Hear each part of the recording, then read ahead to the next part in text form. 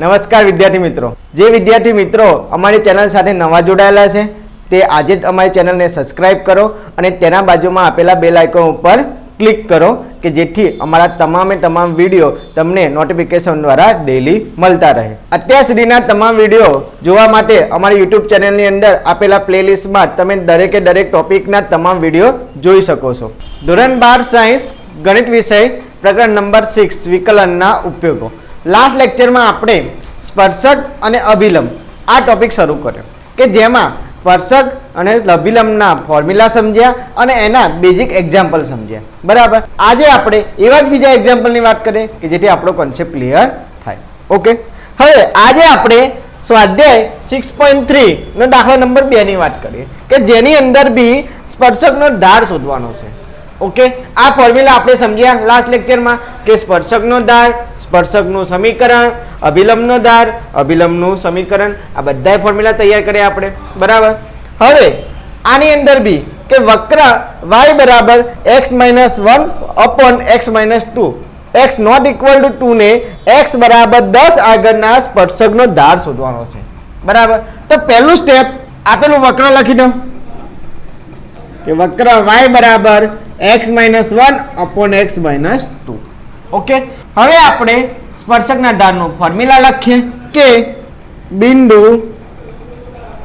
xy આગળ વક્રના સ્પર્શકનો ધાર, બરાબર। તો આપણે ખ્યાલ છે કે ધાર શોધવો હોય તો શું કરવાનું, આપણે આપેલા વક્રનું આપેલું વક્ર કયું y બરાબર x-1 upon x-2 નું વિકલન કરવાનું એટલે કે dy/dx શોધવાનું। તો આપણે આનું dy/dx શોધવું હોય તો બંને બાજુ d/dx લગાવીએ, તો અહીંયા d/dx લગાવીએ, અહીંયા d/dx લગાવીએ। બોલો, આ ખ્યાલ આવી ગયો। હવે અહીંયા આપણે કયો નિયમ એપ્લાય થશે, ભાગાકારનો। કેમ તો ઉપર એક વિધેય આપ્યું અને બીજું વિધેય નીચે આપેલું છે એટલે આપણે અહીંયા ભાગાકારનો નિયમ એપ્લાય કરીએ, બરાબર।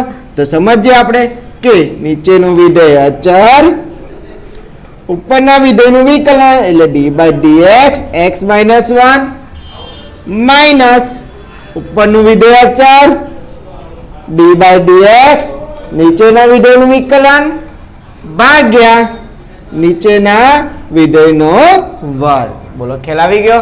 આ આપણું ભાગાકારનો નિયમ છે, બરાબર કે નહીં। તો હવે સાદુરૂપ આપીએ કે x-2 એમનું એમ, આનું વિકલન કરીએ x નું વિકલન x ની સાપેક્ષે 1, 1 નું વિકલન 0 માઈનસ x-1 એમનું એમ, અહીંયા બી x નું વિકલન x ની સાપેક્ષે 1 અને માઈનસ 2 નું વિકલન 0 અને નીચે x-2 નો હોલ સ્ક્વેર એમનો એમ। બોલો, ખ્યાલ આવી ગયા। તો હવે આ શું મળ્યું છે, dy/dx।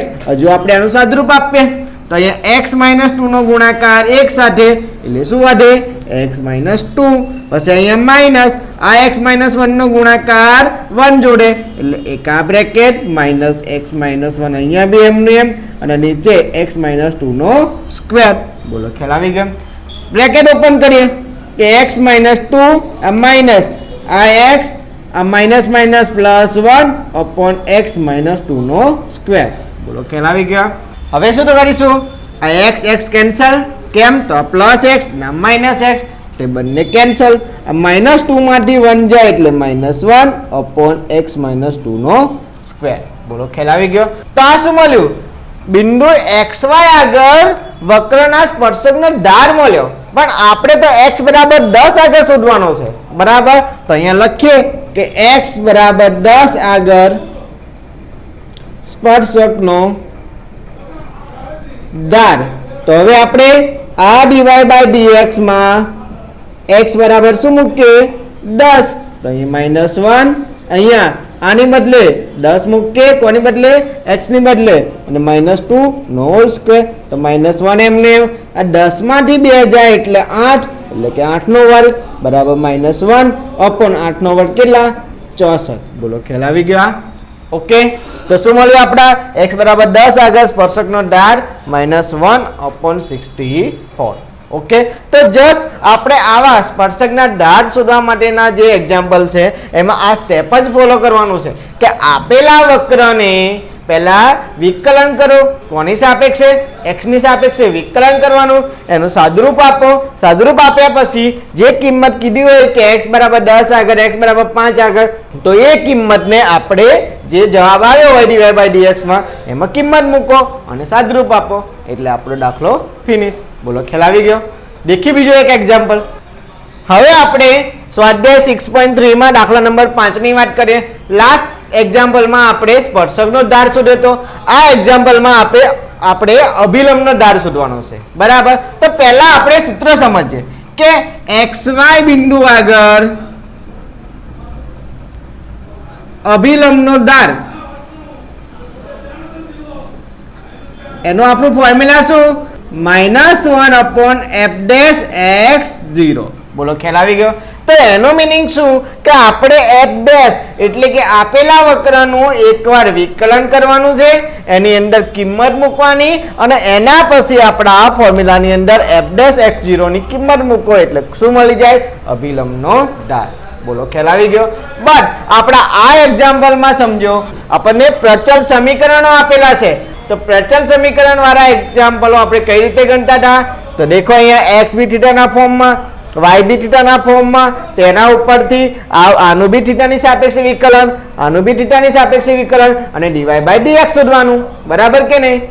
ઓકે, તો આવા આપણે ચેપ્ટર નંબર 5 ની અંદર સમજ્યા કે નહીં? પ્રચલ વિધેયના ટોપિકમાં આપણે આવા એક્ઝામ્પલ ગણેલા છે, તો એ જ મેથડ એપ્લાય કરવાની છે. તો દેખીએ આપણે આ એક્ઝામ્પલ કે પહેલા x બરાબર જે આપ્યું કે a cos q થીટા, તો બંને બાજુ થીટાની સાપેક્ષે વિકલન કરીએ તો અહીંયા બી a bar d by d theta cos q theta, તો વિકલન કરીએ એ એમનું એમ. અહીંયા સમજો કયો નિયમ વપરાશે? સાંકળનો નિયમ વપરાશે. કેમ? તો એક ઘાત બી છે અને બીજું વિધેય કયું છે? cos theta. તો સાંકળના નિયમ મુજબ પહેલા 3 આગળ આવે, અહીંયા cos સ્ક્વેર ઘાતમાં એક ઓછું ગુણ્યા cos નું વિકલન બાજુમાં શું થશે? -sin theta. તો હવે આપણે આનું સાદુરૂપ આપીએ તો માઈનસ આગળ આ 3 ગુણ્યા a cos square theta into sin theta. આ કોની કિંમત મળી?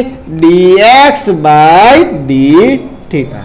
ઓકે, આ જ રીતે y નું વિકલન કરીએ તો પહેલા y બરાબર શું આપ્યું? a sin q theta.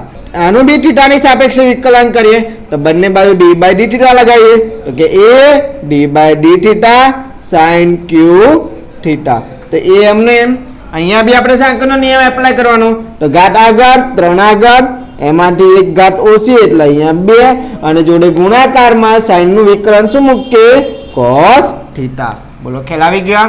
હવે આપણે dy by dx શોધવાનું છે. હવે આપણે dy by dx, તો dy by dx શોધવું હોય તો શું formula? dy by d theta upon dx by d theta. બંનેની કિંમત મૂકીએ. dy by d થીટા શું છે? 3a sin square theta into cos theta upon dx by d theta શું છે? -3a cos square theta into sin theta. તો સમજો અહીંયા 3a કેન્સલ, એક sin કેન્સલ, એક cos કેન્સલ અને અહીંયા માઈનસ, એને આગળ મૂકો. ઉપર શું વધે? sin થીટા, નીચે શું વધે? cos theta. અને આપણને ખ્યાલ છે કે ત્રિકોણમિતિની અંદર એક sin થીટા ભાગ્યા cos થીટા એટલે શું થાય? tan theta. તો અહીંયા આન્સર શું? -tan theta. તો આમ મળી ગયું આપણને dy by dx.